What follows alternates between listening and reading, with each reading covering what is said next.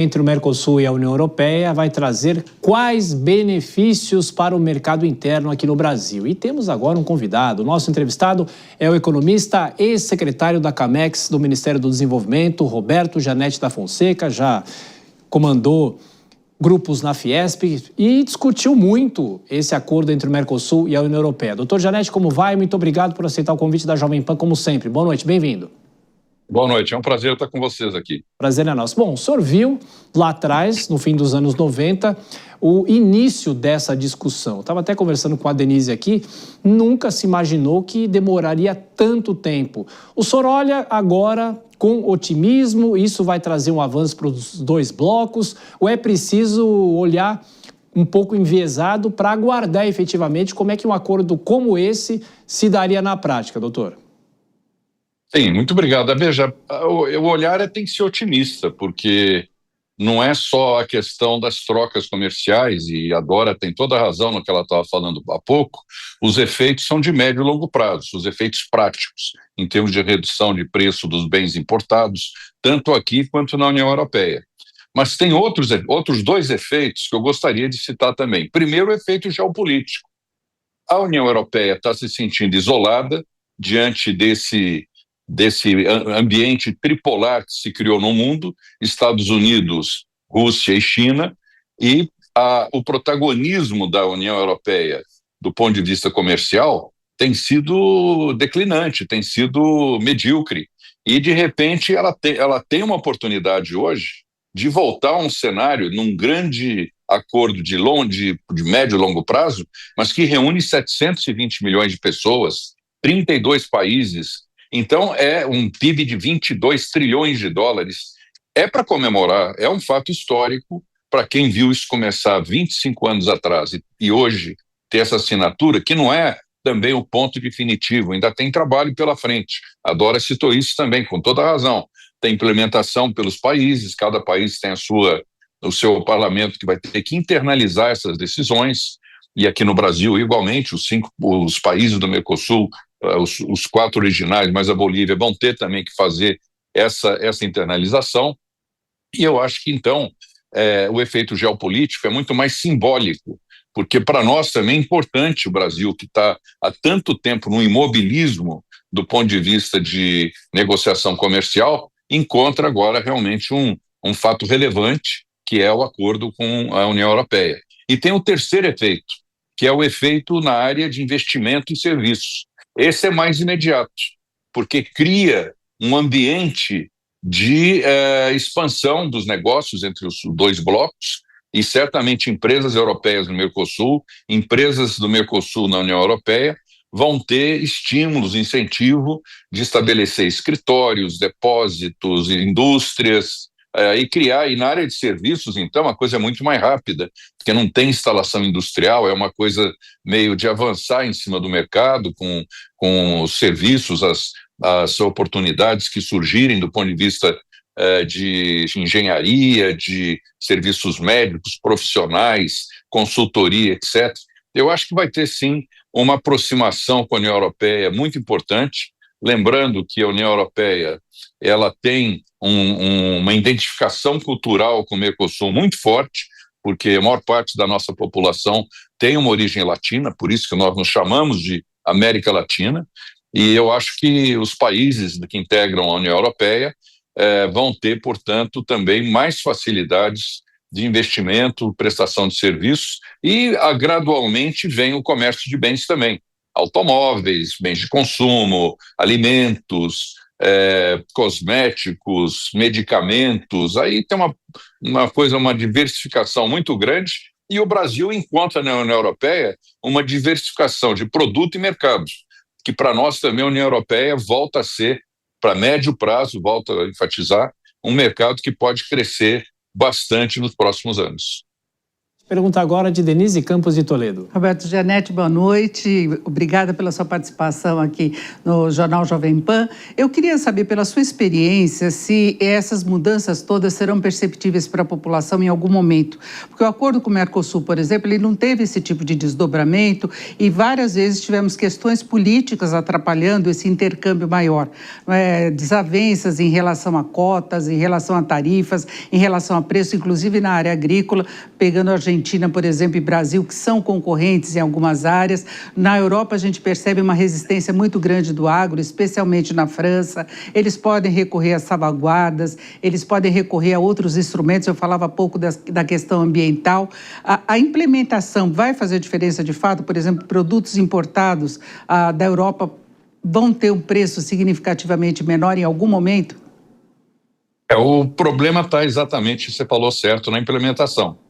Porque o papel é uma coisa, está lá assinado um acordo e tal, que, aliás, é um acordo muito complexo, muito pior do que aquele que originalmente nós tínhamos concebido lá no início dos anos 2000, no governo Fernando Henrique, quando eu tive essa atuação na Camex, porque, ao longo do tempo, foram surgindo restrições, cotas, dificuldades com um país aqui, país ali, e acabou ficando uma coxa de retalhos, cheio de salvaguardas, restrições aqui e ali, e, de fato, uma posição defensiva do agro da União Europeia, especialmente francês, que é um setor de uma posição retrógrada, porque significa 1,5% do PIB da União Europeia, o setor agro, e tem faz um barulho como se fosse um setor majoritário.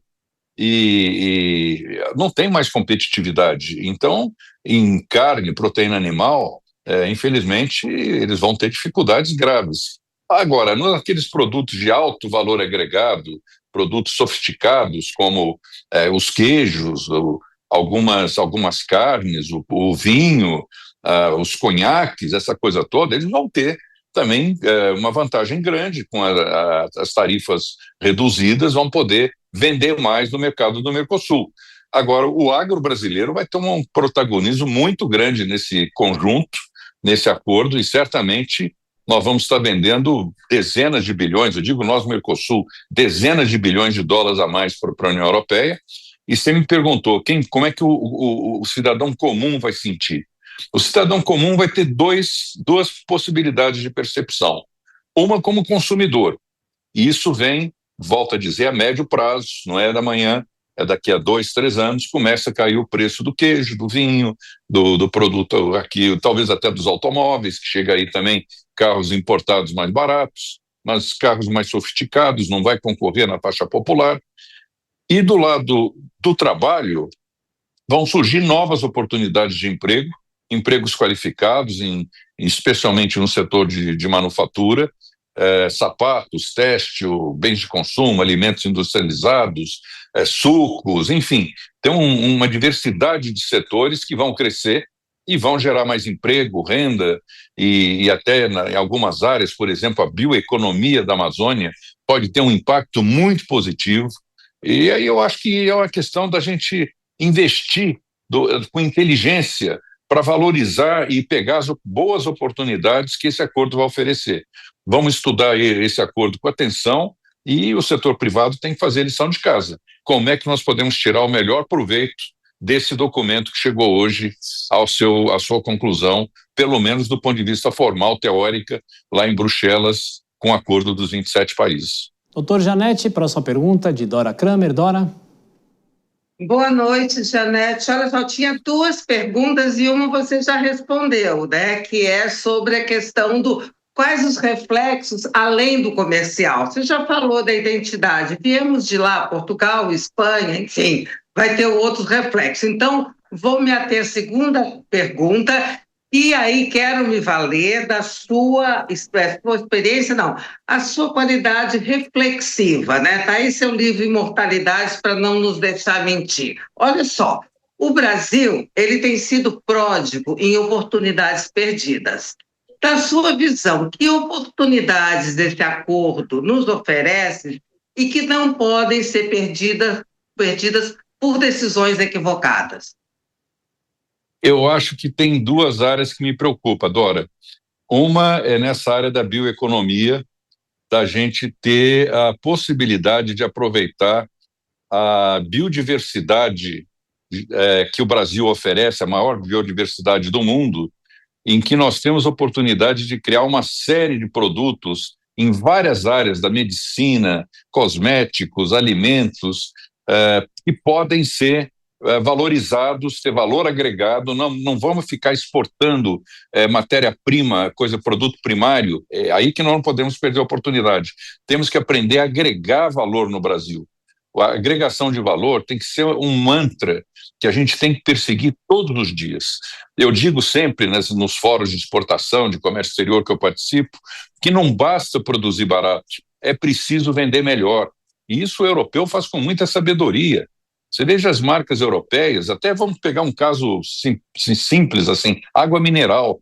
Às vezes você chega num restaurante aqui em São Paulo, no Rio, onde for, o cara pergunta: o senhor quer uma água mineral XYZ europeia ou quer a brasileira? Eu falei assim: mas por que comprar água mineral europeia? Pelo amor de Deus, isso é um absurdo. Mas aquilo custa o dobro, o triplo, e tem gente que pede, porque criou a fama da água mineral, a marca XYZ é sofisticada, é chique, é não sei o quê. O europeu sabe fazer isso. Nós temos um produto brasileiro, que eu dou como exemplo, me desculpa falar o nome aqui, porque isso não tem jeito, que é a Havaiana. A Havaiana, que é uma sandália popular, de repente virou um produto sofisticado, $50 o par, lá na Champs-Élysées. Por quê? Porque nós soubemos valorizar o produto e dar a ele um toque de classe, de imagem, de marca, que todo mundo quer aquela. Então, é isso que nós temos que fazer com os nossos produtos: valorizar a marca, valorizar a qualidade e agregar valor.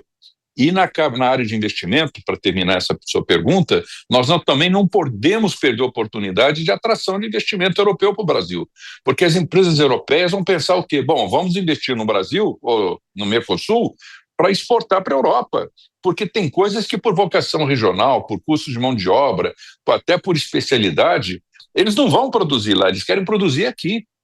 Vão ter que produzir aqui para exportar para a Europa. Então, as possibilidades de atração de investimento, nós não podemos perder a oportunidade por conta de quê? Segurança jurídica, questões tributárias, estabilidade das instituições. Isso aí é um campo político que você entende muito. E se a gente não tiver um bom ambiente de negócios no Brasil, essas oportunidades de investimento não acontecerão. Bayashi, a sua pergunta. De instabilidades para áreas. O senhor já falou sobre os manufaturados, falou também sobre a necessidade de se agregar valor à matéria-prima brasileira. Quero perguntar para o senhor como é que vai ficar a indústria no começo aí da validade, quando tivermos deste acordo. Olha, o efeito é muito diverso. Vão ter setores que vão ter muita oportunidade de crescimento, expansão, vão investir em inovação, tecnologia. Eles estão numa frente já bem avançada do ponto de vista de qualidade de produto e que vão provavelmente ter oportunidades positivas. Tem outros setores que estão mais atrasados, onde o produto europeu vai chegar aqui com vantagem de preço e qualidade, e aí é o desafio. Ou eles investem, crescem e se equiparam ao europeu, ou eles vão desaparecer. Esse risco existe. É o custo-benefício que nós vamos ter que medir a cada momento, se nós vamos tentar reduzir o custo e aumentar os benefícios, o que é óbvio que a gente tem que fazer isso. Mas a regra está aberta. O desafio está aberto. Nós não vamos ter almoço grátis nisso. Vai ter que trabalhar muito, vai ter que investir muito para a gente poder, de fato, ter um resultado positivo para o Brasil. Quando eu vejo pessoas dizendo: não, esse acordo vai ser ótimo para o Brasil, eu falo: depende, se nós soubermos utilizar ele bem. Porque a teoria é muito simples, você escreve lá, faz um plano, maravilha. O difícil é a implementação, o difícil é a prática, é o dia a dia de fazer que o trabalho tenha resultado e que a gente consiga conquistar os mercados e ter a vitória na competição com produtos que são já de qualidade, que são produtos europeus, muitas vezes sofisticados. É um trabalho que nos desafia e as próximas gerações que vão vir aí vão ter que trabalhar muito. De forma breve para a gente encerrar, claro que é muito cedo ainda, mas o senhor passou a vida inteira também falando sobre inflação, a hiperinflação dos anos 80 e tudo mais. Com a entrada de novos produtos a partir desse acordo entre os dois blocos, o senhor acha que existe potencial para se reduzir preços de produtos aqui no Brasil? Com certeza, com certeza. Eu acho que quando você tem um ambiente de redução de tarifa, eu não vou chamar de livre comércio, que seria quase um contrassenso diante de tantas salvaguardas e restrições que esse acordo tem. Mas é um acordo de facilitação de comércio, que tem uma redução tarifária ao longo do tempo, e isso vai impactar nos preços. Mais competição reduz o preço e melhora a qualidade. Por isso eu acho que, a nível do consumidor, daqui a alguns anos o efeito vai ser muito concreto. Nós vamos sentir na prateleira dos supermercados, das lojas, produtos europeus e brasileiros melhorando a qualidade e reduzindo o preço por conta da competição. Essa é a expectativa, como economista, que eu vejo desse ambiente que um acordo de livre comércio, um acordo de facilitação, permite aos dois blocos obter. Economista Roberto Janete da Fonseca, ex-secretário da Camex, muito obrigado mais uma vez pela atenção, um excelente ano e volte sempre aqui à Jovem Pan. Um abraço. Muito obrigado, boa noite para vocês.